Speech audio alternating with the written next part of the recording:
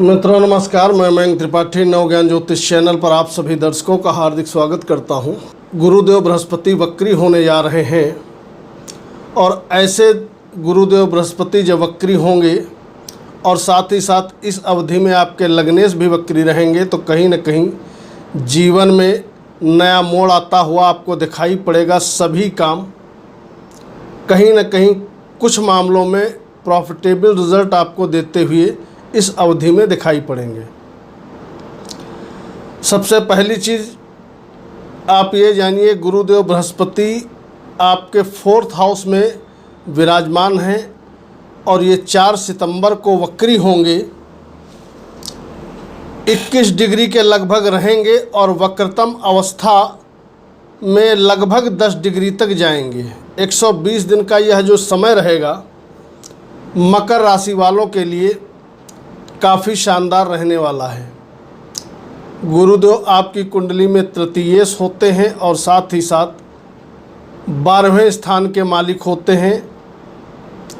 ये चौथे भाव में जब वक्री होंगे तो इनका बल कई गुना ज़्यादा बढ़ता हुआ दिखाई पड़ेगा। लग्नेश शनि भी इस अवधि में वक्री होंगे, पीछे की तरफ जाते हुए प्रतीत होंगे शश योग की तरफ।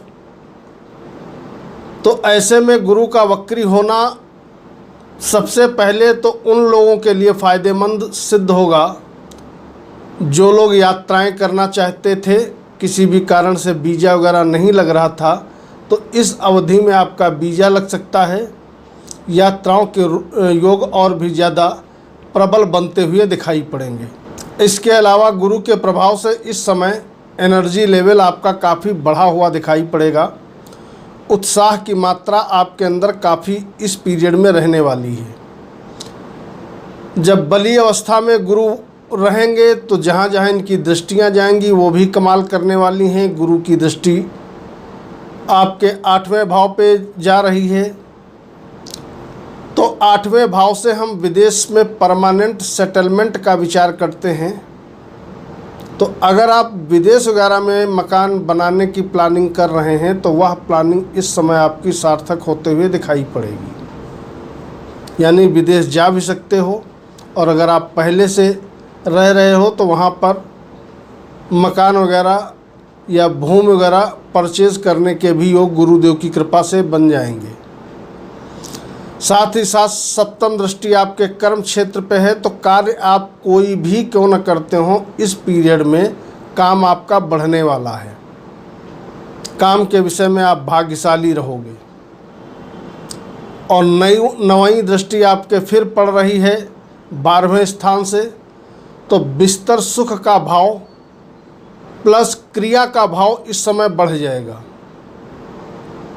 6ठा भाव सोच का होता है और 12वां भाव क्रिया का होता है। इस समय आप जो भी काम करोगे सभी कामों में कहीं न कहीं प्रॉफिटेबल रिजल्ट मिलता हुआ दिखाई पड़ेगा। राहु के साथ गुरु बैठे हैं, चौथे भाव में हैं, तो इस समय थोड़ा माता श्री के स्वास्थ्य का आपको ध्यान रखना पड़ेगा और उन व्यक्तियों को भी सतर्क रहना चाहिए जिनका बीपी हाई लो रहता है। योगा वगैरह का उनको सहारा लेना चाहिए। शनिदेव उधर वक्री होकर के आपको मान सम्मान दिलाने का इस अवधि में काम करेंगे। भरपूर मात्रा में आपको मान सम्मान मिलेगा और जो कार्य क्षेत्र में बाधाएं आते हुए आपको दिखाई पड़ रही थीं उन बाधाओं से भी कहीं न कहीं आपको राहत मिलते हुए दिखाई पड़ेगी। अगर आपकी किसी ऐसे ग्रह की दशा चल रही है जो आपके कार्य क्षेत्र को प्रभावित कर रहा है तो आप शुक्र देव के मंत्रों का जप करेंगे कम से कम 108 बार प्रतिदिन। और यदि किसी ऐसे ग्रह की दशा चल रही है जो आपके शरीर को प्रभावित कर रहा है, यानी कि आपके स्वास्थ्य को गड़बड़ किए हुए है, तो आपके लिए सर्वोत्तम उपाय रहेगा शनि देव के मंत्रों का जप करना। ओम शं शनिश्चराय नमः इस मंत्र का कम से कम 51 बार तो मिनिमम आप पर डे जप कर डालिए ताकि आपका स्वास्थ्य गड़बड़ ना हो। गोचर के अनुसार प्लैनेटरी पोजीशन काफ़ी अच्छी बनी हुई है, कहीं पर कोई दिक्कत नज़र नहीं आ रही है।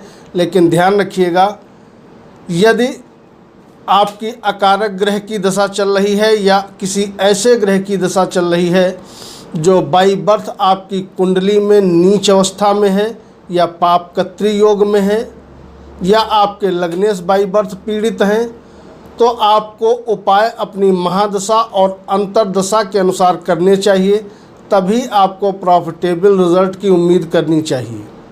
गोचर के अनुसार स्थितियां अच्छी हैं, लेकिन अच्छा पूरी तरीके से फल जातक हो या जातिका हो उसको तभी मिलता है जब गोचर के साथ साथ महादशा और अंतर्दशा भी सपोर्ट करती है।